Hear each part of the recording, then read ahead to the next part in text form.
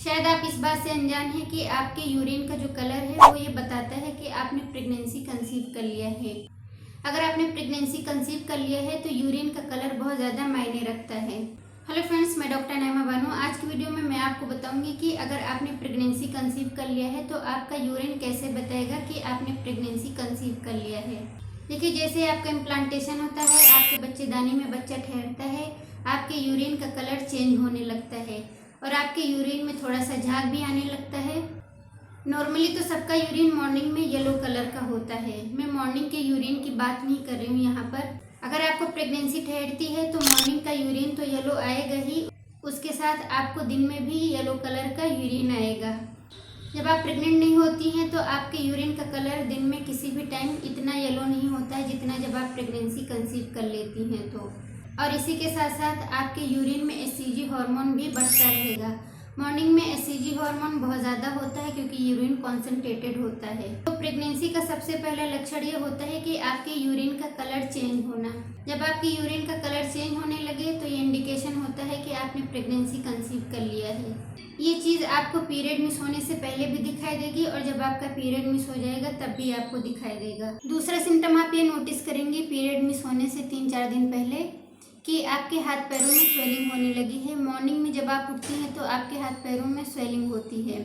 जब आप थोड़ा बहुत काम करती हैं, चलती फिरती हैं, तो ये स्वेलिंग धीरे धीरे रिजॉल्व हो जाती है। ये इसलिए होता है क्योंकि जब बच्चेदानी में बच्चा चिपकता है तो प्रोजेस्टेरोन हार्मोन बढ़ता है। प्रोजेस्टेरोन हार्मोन का काम होता है आपकी बॉडी में फ्लूइड का रिटेंशन करना। जब फ्लूइड का रिटेंशन होता है तो आपके हाथों पैरों में स्वेलिंग आ जाती है। आपको अपने हाथों पैरों में स्वेलिंग दिखाई देती है तो आप परेशान मत होइए। एक बार अपना बीपी भी चेक करा लीजिए कि कहीं बीपी बढ़ा तो नहीं है, क्योंकि बीपी बढ़ने की वजह से भी हाथ पैरों में स्वेलिंग आ जाती है।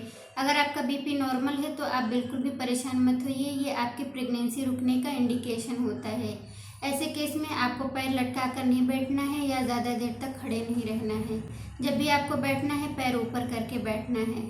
अब आइए तीसरे सिम्टम पर बात करते हैं। तीसरा सिम्टम है स्लो डाइजेशन होना और ब्लोटिंग होना। आप नोटिस करेंगे कि आपके पीरियड का 21 से 22 दिन गुजर गया है, उसके बाद आपका डाइजेशन स्लो होने लगता है। आप जो भी खाती हैं धीरे धीरे पचना शुरू होता है और आपको बहुत ज़्यादा गैस बनना शुरू हो जाता है। जबकि पहले भी आप नॉर्मल खाना खाती थी और अब भी आप नॉर्मल खाना खा रही हैं, मगर आपको डाइजेशन की प्रॉब्लम हो जाती है और कॉन्स्टिपेशन होता है और आपको गैस की भी समस्या हो जाती है। ये होता क्यों है? ये होता इसलिए है क्योंकि आपकी बॉडी में प्रोजेस्टेरोन हार्मोन बहुत तेज़ी से बढ़ने लगता है, जिसकी वजह से आपका डाइजेशन स्लो हो जाता है। इसका काम होता है मसल्स को रिलैक्स करना। जितनी भी बॉडी की मसल्स होती हैं उनको रिलैक्स कर देता है, यानी कि बॉडी का जो फंक्शन होता है वो थोड़ा सा स्लो डाउन हो जाता है। तो अगर आपको पीरियड के 21वें-22वें दिन के बाद ऐसा सिम्टम दिखाई दे, ऐसा फील हो कि आपका डाइजेशन स्लो हो गया है, कॉन्स्टिपेशन होने लगा है, तो अपने पीरियड के मिस होने का वेट करिए। जैसे ही आपका पीरियड मिस हो 1 हफ्ते बाद आप अपना प्रेगनेंसी टेस्ट करिए, देखिएगा कि आपका प्रेगनेंसी टेस्ट पॉजिटिव आएगा। और जब भी आपको प्रेगनेंसी टेस्ट करना है पीरियड मिस होने के 1 हफ्ते बाद या 10 दिन बाद करना चाहिए, क्योंकि ऐसे में एचसीजी हार्मोन इतना हो जाता है कि आपका प्रेगनेंसी टेस्ट पॉजिटिव आ जाए। जैसे मेरे पास कमेंट्स आते हैं कि मैम मैंने अभी 4-5 दिन पहले प्रेगनेंसी टेस्ट किया, वो एकदम स्ट्रॉन्ग पॉजिटिव आया, मगर 1 हफ्ते बाद फिर से मैंने किया तो एक लाइन डार्क आई है, एक लाइन हल्की आई है।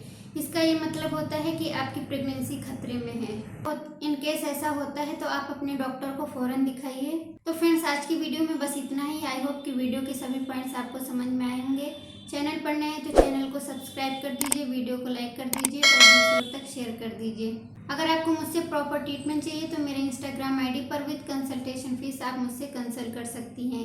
इंस्टाग्राम की आईडी का जो लिंक दिया है वो मेरे डिस्क्रिप्शन में दिया है, यानी कि चैनल के डिस्क्रिप्शन में दिया हुआ है। वहाँ पर जाकर क्लिक करके आप मुझसे कांटेक्ट कर सकती हैं। तो चलिए मिलते हैं कल शाम को 6 बजे नेक्स्ट टॉपिक के साथ नेक्स्ट वीडियो में। Thank you.